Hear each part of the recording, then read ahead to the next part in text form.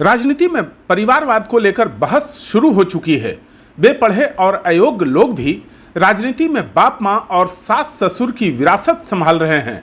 प्रतिभाएं मात खा रही हैं। देखते हैं पब्लिक की क्या राय है।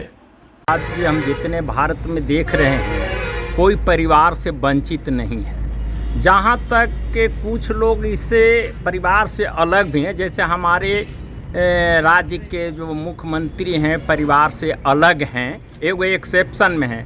बाकी लोगों को तो हम देखते हैं कि सारे पार्टी में जो हैं कुछ न कुछ अपने भाई भतीजा बेटा बेटी को तरजीह देते हैं और राजनीति में लाते हैं। एक तरह से ये भी चीज़ है कि जो डॉक्टर है, इंजीनियर है, चाहे जो विभाग के हैं, हर कोई चाहता है कि हमारी परंपरा जो है वह कायम रहे। इसलिए हर कोई चाहता है कि अगर हमरे बाद उत्तराधिकारी मेरे बच्चे हों तो कहीं हम समझते हैं कि भी ठीक है, खराब नहीं है।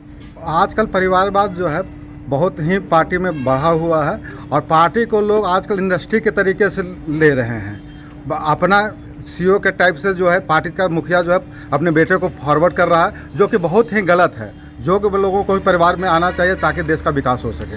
कोई भी आदमी चाहता है कि उसके परिवार का सदस्य जो है उस फील्ड में आए, लेकिन मैं पर्सनली ये कहता हूँ कि अगर योग्यता है तब वो आए। जस्ट इसलिए नहीं कि मतलब हमारे परिवार का है तो उसको इसमें आना चाहिए। अगर योग्यता है तो अच्छी बात है, क्योंकि नए लोग आएंगे, उसमें नई विचारधारा आएगी, नई सोच आएगी तो और आगे बढ़ सकता है।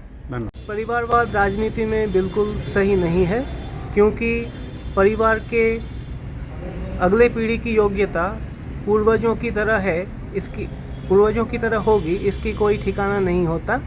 इसलिए हर नई पीढ़ी में जो सबसे योग्य आदमी है उसी का चुनाव, उसी का सिलेक्शन होना चाहिए उसके काबिलियत के हिसाब से। परिवारवाद शुरू से ही है, क्योंकि राजतंत्र में परिवारवाद ही होता था। लेकिन परिवारवाद तब सही है जब चौतरफा विकास हो, सभी जनता खुश है, तो परिवारवाद कोई गलत नहीं है। अगर जनता खुश है, विकास हो रहा है, तो परिवारवाद क्या बुराई है। परिवारवाद कोई ख़राब चीज़ नहीं है सर। अगर योग्यता है तो वो ठीक है, अगर योग्यता नहीं है तो वहाँ पे परिवार रहे या जनरल का भी ज़्यादा होना चाहिए। परिवार को ही हर जगह नहीं इन्वॉल्व करना चाहिए आदमी को। परिवारवाद पे यही कहेंगे कि ये दोनों ही इसमें दोनों ही एंगल देखा जा सकता है कि ये पॉजिटिव भी है, नेगेटिव भी है। पॉजिटिव ऐसा है कि अगर आप इस फील्ड में अगर आप हैं और आप ये जान रहे हैं कि आपके पिताजी या जो भी आपके परिवार थे इसमें, तो आपको कहीं ना कहीं इसके प्रोज पता रहते हैं, कॉन्स पता रहते हैं। और नेगेटिव इस तरीके से है कि कुछ आप नयापन नहीं सोच पाते हैं, क्योंकि ऑलरेडी आप उस एनवायरनमेंट में हैं और वही देखता है, तो कुछ आप नया नहीं सोच पाते हैं। हाँ, राजनीति में सर सभी का हक बराबर है। अगर आने जाते हैं इस फील्ड में तो उसमें कोई बुराई भी नहीं। वो अपने काबिलियत साबित करेंगे, इलेक्शन में आएंगे तभी तो पता चलेगा। परिवारवाद में ऐसा है सर, परिवारवाद वो होना चाहिए, पढ़ा लिखा होना चाहिए, एजुकेशन होना चाहिए। और जो ऐसा नहीं है कि अनपढ़ों का यही सबको कहीं पर एडजस्ट कर दिया जाए तो सर विकास नहीं होता।